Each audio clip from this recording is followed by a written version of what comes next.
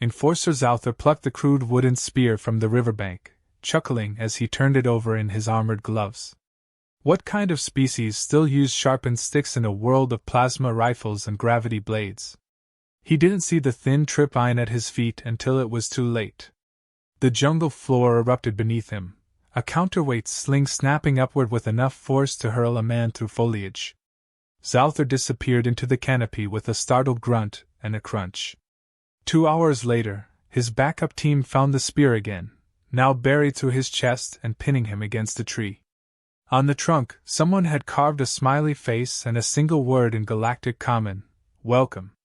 The Galactic Enforcer Corps considered Earth a Class 4 primitive system, unarmed, disorganized, and ideal for resource harvesting.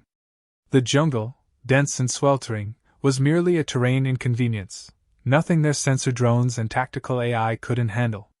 12 enforcers touched down with their typical overconfidence, cracking jokes as they offloaded mechanized crates and scanning towers. They didn't even wear full armor. That was reserved for real threats, not for chasing monkeys and tree people with blow darts.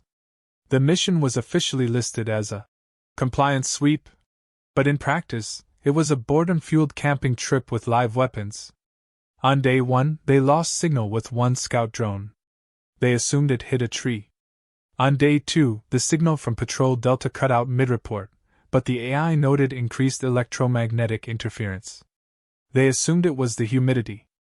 On day 3, they discovered the first corpse, Lieutenant Narkin, half submerged in swamp water, face frozen in a scream, skin riddled with tiny puncture wounds that defied analysis. The med officer suggested alien leeches or some unknown toxin. The command team nodded and resumed their sweep. The Galactic Enforcers did not acknowledge superstition, fear, or the possibility that the enemy might not be primitive after all. At night, strange sounds filled the forest. Rhythmic drums echoed from deep within the trees, mixed with laughter that didn't sound entirely human. Enforcer Kravath insisted he saw figures watching them from the treetops, eyes glowing faintly in the dark. When he went to investigate, only his boots remained at sunrise, neatly placed side by side, with jungle moss growing from inside as if they'd been there for years. Commander Vrand dismissed the claim and suggested Kravath had deserted. The others weren't so sure, especially after someone found a handprint on their scanning tower. It was human-sized. It was also upside down and 15 feet off the ground. By day 5, paranoia crept through the squad. Ammo was accounted for twice per cycle. Rations disappeared overnight. Thermal sensors malfunctioned, showing heat signatures that would vanish when approached.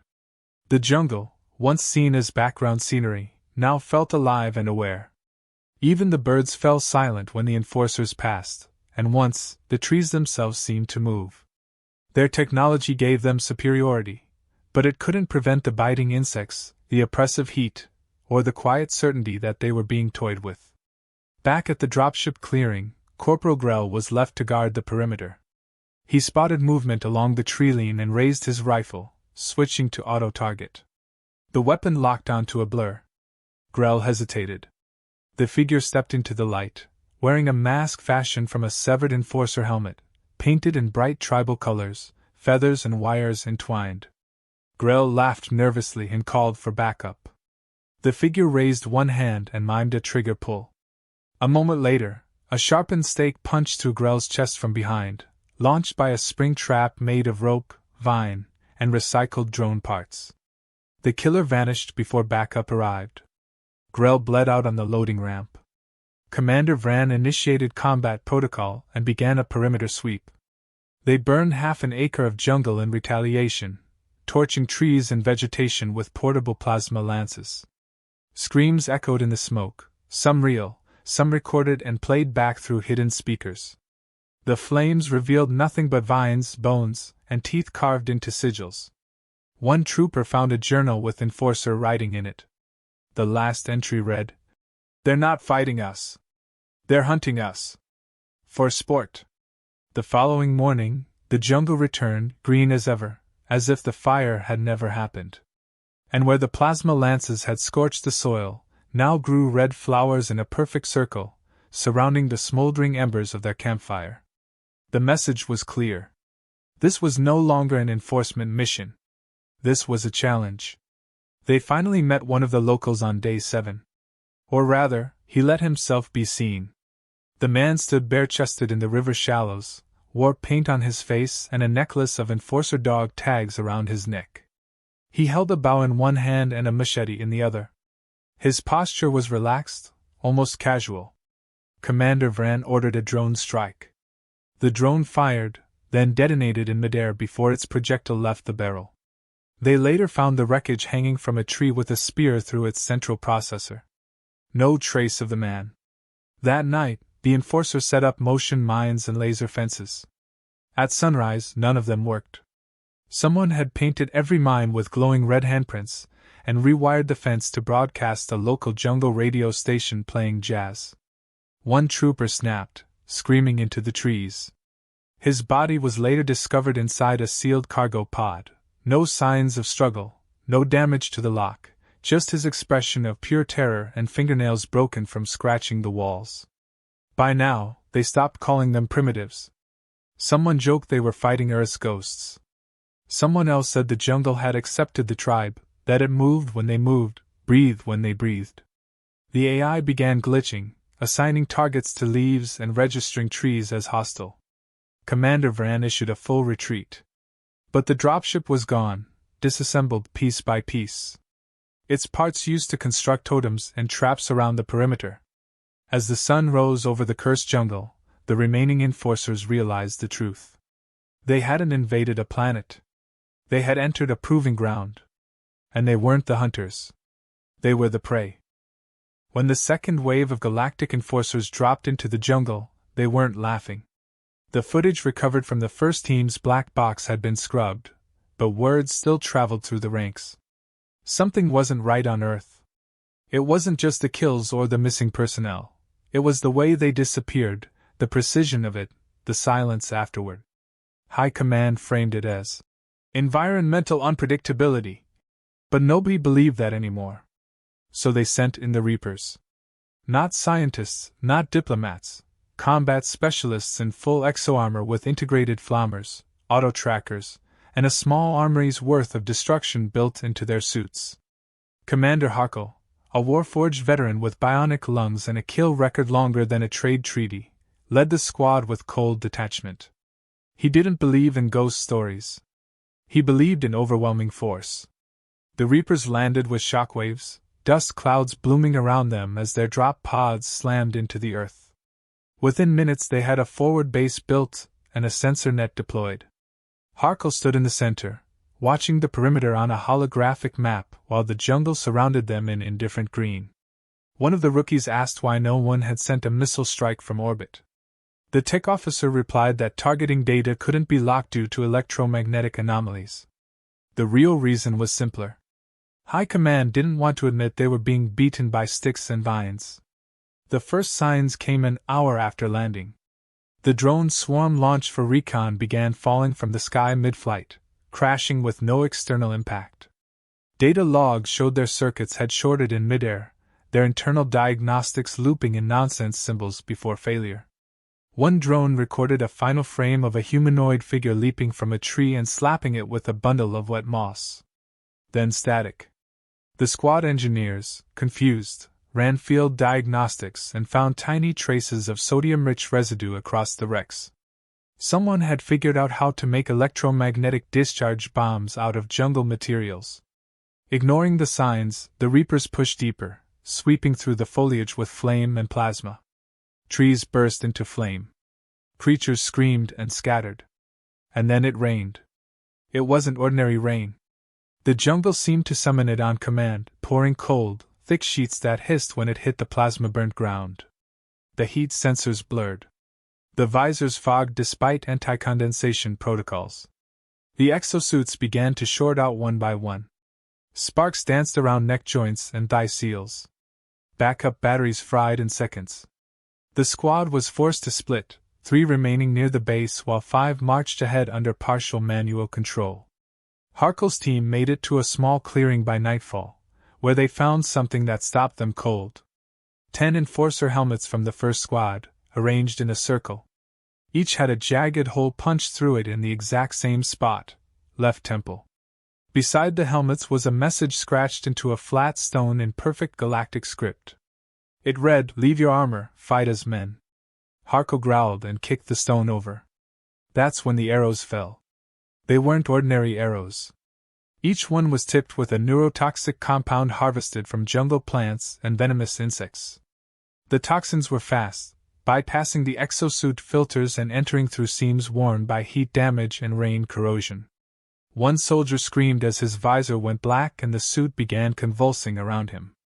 Another dropped as his hydraulics locked mid-turn, leaving him vulnerable to a spring-loaded trap that launched sharpened bamboo into his chest plate until the alarms flatlined. The squad tried to retreat, but their suits began locking up, external access overridden, possibly hijacked. Back at the forward base, the three Reapers heard the screams through comms. When they tried to assist, they found the pathways flooded. Not by rainwater, but by something worse, mud mixed with a bioresin that hardened around their boots. One was pulled under by something that hissed in a language no translator could decode. The remaining two activated their shoulder cannons. One misfired and detonated, the blast catching both of them in the blast radius. A tree fell nearby, revealing its hollow interior stuffed with broken drone parts and glistening bones. Somewhere in the canopy, a wooden flute played a mocking tune. Harkle emerged from the trees alone, dragging one of his men who was barely breathing. The clearing was gone. The helmets, the stone message, all gone as if erased. He activated the emergency evac beacon and sat beside the dying man, pistol drawn, watching the jungle move around him. No sounds, no rustling, no birds. Just that suffocating silence again. After 10 minutes, the beacon beeped 3 times and then exploded in his hand. He stared at the stump of his arm in disbelief before collapsing into the wet leaves, his body convulsing with shock. When he woke, he was on a stone slab in a jungle hut lit with burning sap. Around him, figures moved in silence. Human, yes, but marked by war paint, feathers, and armor cobbled from alien metals. Their leader entered, tall, scarred, eyes sharp. He spoke perfect galactic common. He knelt beside Harkle and said calmly, "This is not your world. You do not understand it, and now, it does not want you." Harkle spat blood and asked him what he was. The man smiled. "I'm the correction. You're the infection. You came here with all your machines, but forgot how to fight without them." Outside, the jungle sang with the low hum of insects and the creaking stretch of trees bending in the wind. Something large moved just beyond the firelight, unseen but felt. Harkle tried to reach for his knife, but it was already gone. In its place, the tribe had left a spear, wooden shaft, flint tip, still wet with Reaper blood. He stared at it for a long moment, breathing shallow, realizing the unthinkable. The jungle hadn't just beaten their machines. It had absorbed them. And it was learning. The following morning, only one figure emerged from the forest, walking slowly toward the ruins of the forward base. It was Harkle, naked except for tribal markings and carrying the spear. He stepped over the remains of his own men, now just smoldering armor and cooling blood. He activated the black box recorder and said only one thing before vanishing into the trees again. "We were never the apex. The jungle is." There was a saying once used by Earth's old warriors: if you think technology makes you strong, wait until it fails. And for the Galactic enforcers, it had failed catastrophically. With 2 full waves gone silent in the Amazon's green grip, Orbital Command debated sterilizing the entire zone from space. But the political blowback of annihilating a sovereign developing species before formal annexation would trigger a dozen treaties. So instead, they authorized a stealth recon team, a data-first infiltration of the area to gather hard proof that Earth's primitives were somehow being aided by off-world insurgents. The idea that a bunch of barefoot humans with sticks and old-world instincts could dismantle elite troops was too inconvenient to be true. Someone must be feeding them advanced knowledge. It had to be sabotage. Operative Thaurix was chosen to lead this team. Unlike the previous squads, he didn't wear bright armor or carry a shoulder cannon. He wore camel cloth spliced with optic fabric threads that shimmered when hit by light. His weapons were silent, his breathing calculated. He was raised in gravity slums, fought his way through the riot core, and specialized in zero-light infiltration. If there was a ghost in the galaxy, it was him. And he did not believe in superstition. He believed in enemy weaknesses.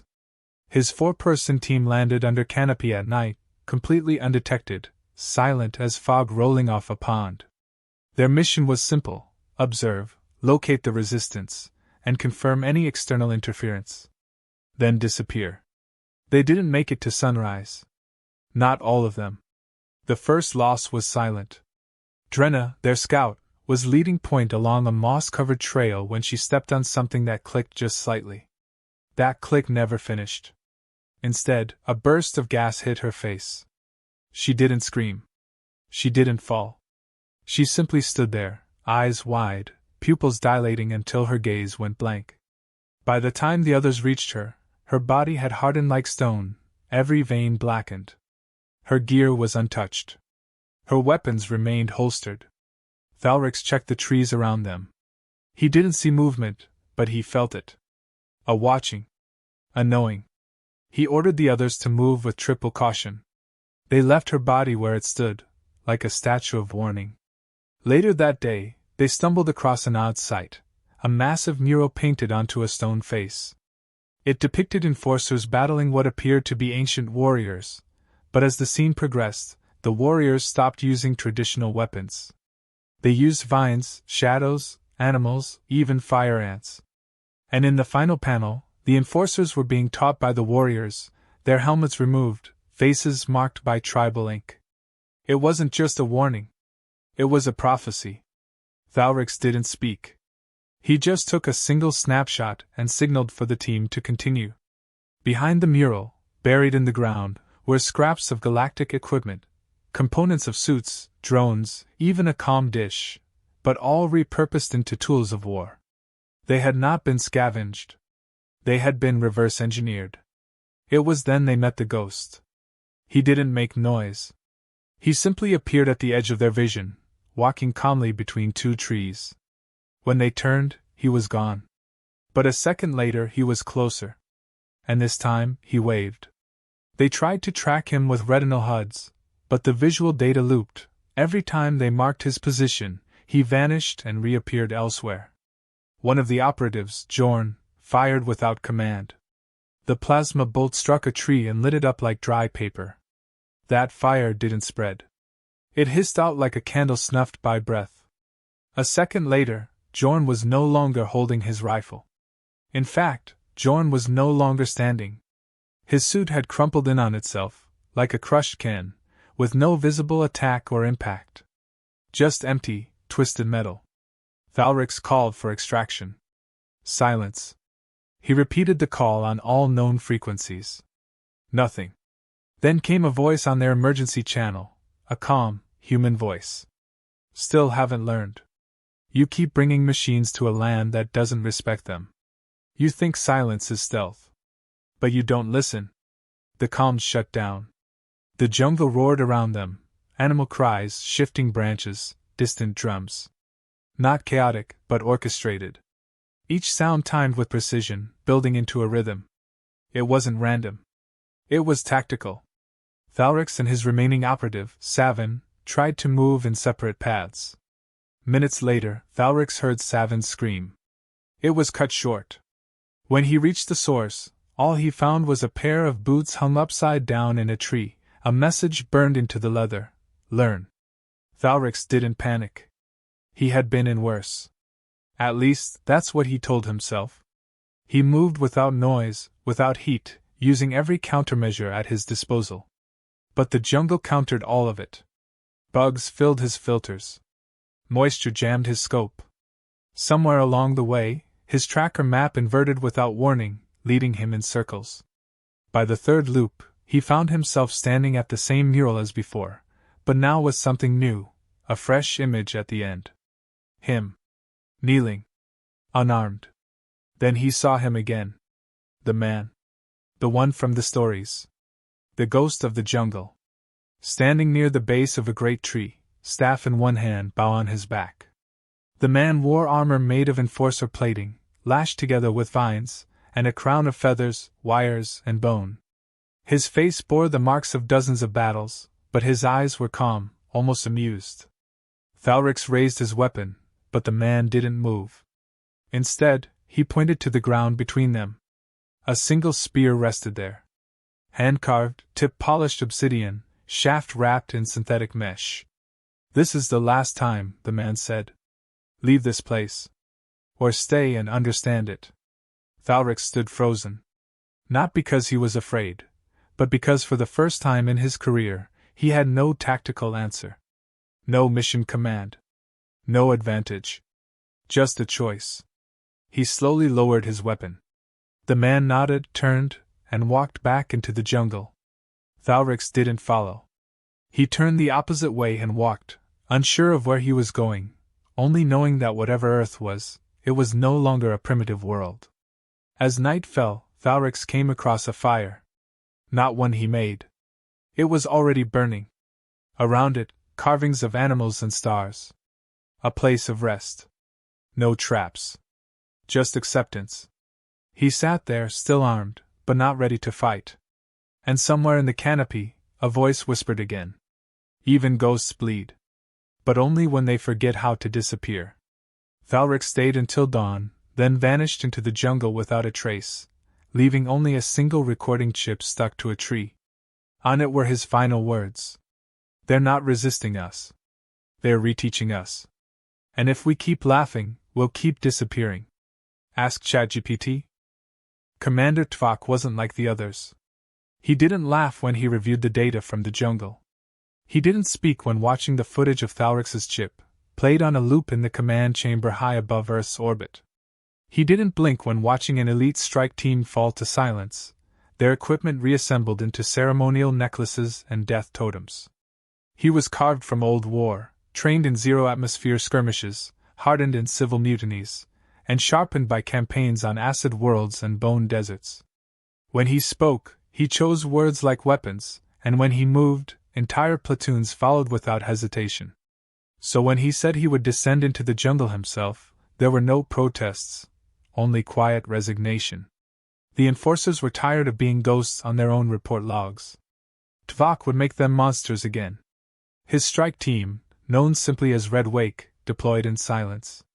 No announcer ships. No recon drones. No satellite sync. They landed during a solar interference window, where Earth's magnetosphere scrambled all signals. It was risky, but ideal for a clean strike. The Red Wake wore cloaked exosuits with adaptive muscle memory, weapons that read heartbeat cues, and deployable drone clouds armed with miniaturized ion bursts. They didn't joke. They didn't taunt. They moved like myth, and they hit like a collapsing sun. The jungle didn't get a warning this time. Within 30 minutes of landing, they had torched a 3-kilometer radius, disintegrated 2 Deka camps, and recovered half-melted armor remnants from previous squads. No traps triggered. No resistance appeared. Just the burn of silence and the stink of old death. It was almost too clean. The forest around them responded not with panic, but with patience. Trees didn't fall. They leaned. Shadows didn't flicker. They thickened. The vines didn't rustle. They coiled. Tvok noticed this first. His HUD showed no anomalies, but the pattern was clear. The jungle wasn't defending. It was studying. As if the ecosystem had learned enough from previous teams and was now adapting like a living intelligence. When one of the Red Wake soldiers bent to skin a patch of moss, the moss pulsed and released a fine powder. The soldier recoiled, laughing at the minor effect. 3 steps later, he stopped mid-motion, blinked once, and fell backward. His skin turned translucent. His breath stopped. Inside his visor, something moved behind his eyes, like tiny insects crawling through a skull made of glass. The other soldiers turned to incinerate the moss, but the patch was gone. Evaporated. Absorbed. Tvok didn't flinch. He ordered a shift in formation and continued forward. They passed beneath a wide expanse of canopy where light barely touched the ground. It felt colder here, even though the temperature read normal. One of the team triggered a wide sweep sensor to check for subterranean threats. Instead of data, their screen filled with symbols, glyphs that scrolled faster than any AI could process. The system crashed. When they rebooted, the time logs were off by 4 hours, even though only 20 minutes had passed. That was when the trees began whispering. No voices, no words, just rustling that mimicked movement where there was none.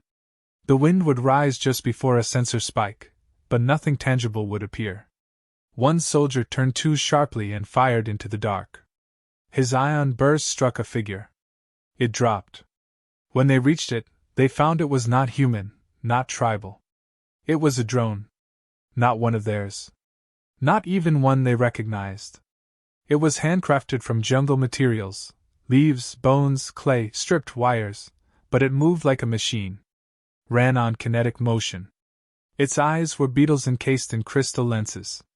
Its weapons were teeth lashed to copper coils. It had recorded them. It had mimicked them. And now it was broken. But its purpose had been served. Redwake now knew they were not just being watched. They were being mirrored.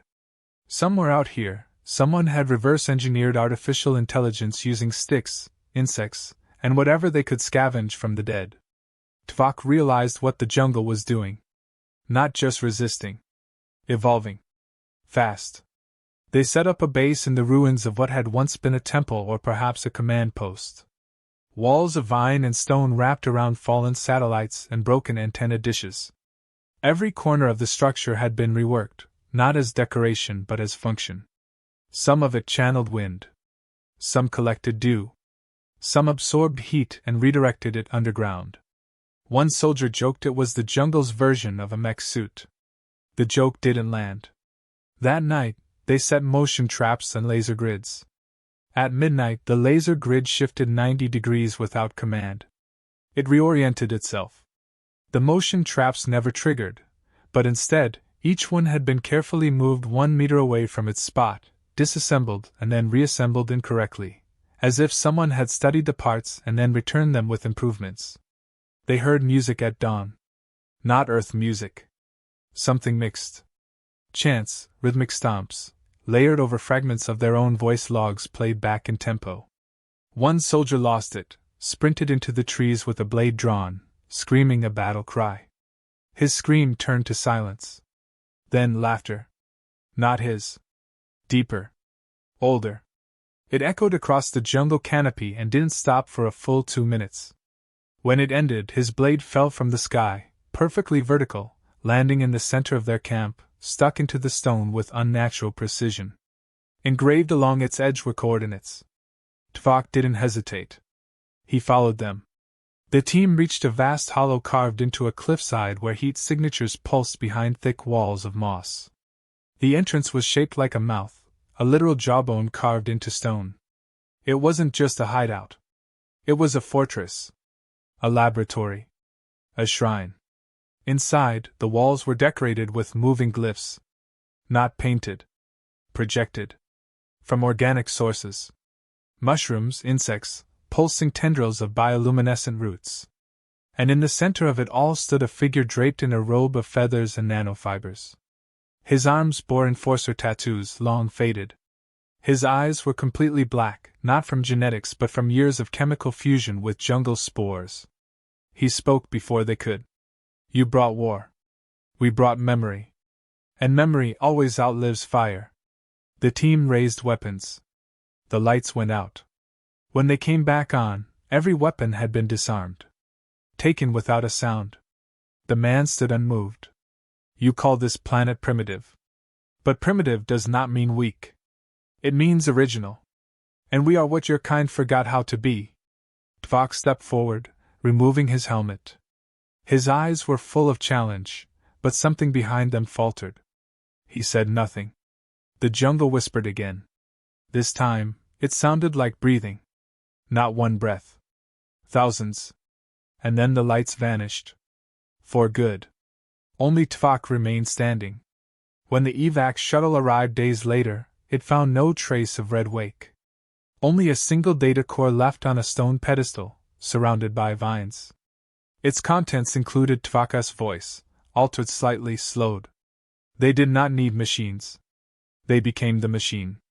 And we were the virus they rejected. Earth is not a jungle. It is a mind. And it has awakened. The footage spread like a sickness. Somehow, the data core left behind by Commander Tvok had bypassed the enforcer firewalls, leaked into the civilian galactic networks, and flooded every feed with silent horror. It showed brief flashes of elite soldiers stumbling through mist, their weapons disabled, their eyes wide with something that looked a lot like awe and something worse than fear. A jungle of unnatural precision, trees bending like antennae, roots pulsing in patterns, and voices, always the voices, speaking in calm, accented galactic common, not through mouths but through systems. Systems that should have been locked. Should have been unreachable. Then came the last 30 seconds, when Tvok, stripped of armor and kneeling before a ring of tribal warriors, raised his head to the camera and said the one sentence that detonated across the stars: Earth is no longer receiving visitors. The result was instantaneous. High Command issued a communication blackout. All footage was classified. Civilian commentators who reposted it found themselves shadow banned or quietly arrested. But the damage was done. In every corner of the galaxy, the story grew. Jungle world eats armies. Primitive planet defeats machines. 1,000 memes spawned from the image of Tvok's face, painted in red ash, staring straight into the lens like he had become part of the forest. Some believed it was propaganda. Others believed Earth had awakened something buried, something ancient and planetary. But no one volunteered to go next. Not even bounty hunters. Not even scavengers. Earth became a dark zone on the galactic map. And that silence became louder than any warning. Inside Orbital Station 18A, General Sorik watched the transmission for the 17th time, standing motionless beside the empty docking bay once designated for Earth-based operations. Behind him, a junior officer shuffled nervously and cleared his throat before whispering the question everyone else was afraid to say aloud. "Are we still at war with Earth?" Sorik didn't answer. He simply stared at the feed, paused on the frame of a jungle tree pulsing with softly glowing vines wrapped around a fallen plasma rifle, like the forest itself had eaten the metal and was digesting it slowly. Down below, Earth no longer cared. In the ruins of what was once the second Enforcer forward base, the jungle had overgrown every metal edge and plastic sheet. Roots cracked through steel plating, vines twisted around broken scanners, and moss bloomed from inside helmets. It wasn't destruction. It was reclamation. Nature hadn't just won. It had adapted.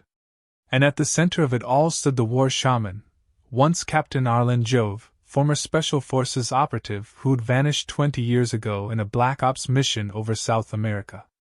His name had been deleted. His record erased. But he had survived. Not by fighting the jungle. By surrendering to it. Learning from it. Becoming something else. He now stood among his people, former soldiers, outcasts, abandoned tribes, and others who'd chosen to vanish from the known world. They were more than human now. They were a new species of warfare. He walked silently between makeshift training pits where children no older than 10 practiced ambush drills with hand-forged spears and repurposed drone blades. Every move was calculated. No wasted motion. Even their laughter sounded rehearsed, not because it was joyless, but because it was sharpened. They laughed like hunters. One of the older teens approached him, holding a piece of Enforcer tech reassembled into something unrecognizable, half weapon, half instrument. The teen asked if it was ready. The war shaman examined it, pressed a small button, and the device emitted a tone so low it rattled the ground. He nodded once. Now it was ready. For what? The teen asked. For when the galaxy forgets the lesson and sends more steel to wake us up. Later that evening, they launched a beacon. Not a distress signal. A message. A single shard of data, encapsulated in a magnetic pod, launched via a vine-powered slingshot into low orbit. It activated as it breached the thermosphere and began its pre-recorded loop. The signal was in galactic common, spoken in the shaman's voice. You laugh at spears. You mock stones and fire. But Earth is not your playground. We are not your experiment. We watched you arrive with armor and arrogance. We watched your machines fail. We watched your dead feed the soil. Now we invite you to remember. Not fear. Just remember what it means to bleed, to hide, to earn survival with your hands. If you ever return, come as students. Or come as fertilizer. The beacon self-destructed after the 5th loop. But not before being recorded by at least 3 satellites. It became a legend in days. Not a warning. A myth. Earth was now a place of exile, of stories whispered in military academies and war briefings. Commanders used the jungle as a metaphor. Never go Earth on your mission. Don't get swallowed. Soldiers joked nervously about tree ghosts and techno-tribals. The name Earth was no longer spoken with derision. It was spoken like a haunted password. Meanwhile, down in the jungle, the war shaman walked the old battlegrounds. In a clearing once scorched by plasma lances, he stood over a burial mound covered in flowers with petals like crystal. Beside it knelt a young woman polishing a helmet. Her father had worn it. He had been one of the first to fall. Now she trained harder than anyone. She asked the shaman if the war was over. He didn't answer. Instead, he looked toward the north, where the forest rose taller and denser, where the animals no longer fled at the sound of engines but gathered instead, watching from shadows. The jungle had changed. Not just in tactics. In temperament. It had grown hungry. Elsewhere, in a quiet corner of a satellite maintenance station orbiting Jupiter, a technician found a file with no origin path. It was named Earth_Summary_Final. Inside were logs, maps, intercepted enforcer transmissions, and one video. It showed a child in tribal gear using a hacked exosuit arm as a pulley system to lift a water container. Then the screen cut to black and showed a single sentence in 16 languages. Do not mistake simplicity for surrender. The technician shut the file and said nothing. But he dreamed that night of vines wrapping around wires, of footsteps behind him in steel corridors, of drums echoing where there was no air. Back on Earth, the final member of the Red Wake unit, the one they thought vaporized, stood at the edge of a cliff watching the sunrise. He wore no armor. Only ash and cloth. Around his neck hung a medallion made from repurposed suit fragments etched with tribal runes. He no longer answered to his old name. And when birds circled above, he raised a hand. They landed. Not as pets. As comrades. He turned and walked into the jungle. And the jungle welcomed him back. Years later, most galactic citizens assumed Earth had been abandoned, left to rot in its own wilderness after embarrassing the most elite military force in the known systems. High Command never addressed the losses publicly. The official documentation regarding Earth was classified and buried under layers of administrative red tape, and when curious minds asked what happened to the enforcers, they were met with vague shrugs or redirected to unrelated conflicts. But people remembered. They remembered the footage, the myths, the whispers of trees that swallowed soldiers whole, and of a war shaman who wore the bones of machines and spoke in riddles that made even hardened generals hesitate. Earth had become a scar on the face of galactic supremacy. And scars don't heal when you ignore them. Far from the jungle, a lone anthropologist named Rullan made his way to the edge of Earth's no-entry zone. He wasn't a soldier. He didn't carry a weapon. Just a satchel of scanners, old satellite maps, and an obsession with the stories. He'd read every leak log, watched every shadowy clip, and memorized the names of every enforcer squad that had vanished into the trees. No one authorized his journey. He came on an old transport ship disguised as a surveyor, slipping past orbital patrols during a magnetic storm. When he landed, the jungle didn't roar. It breathed.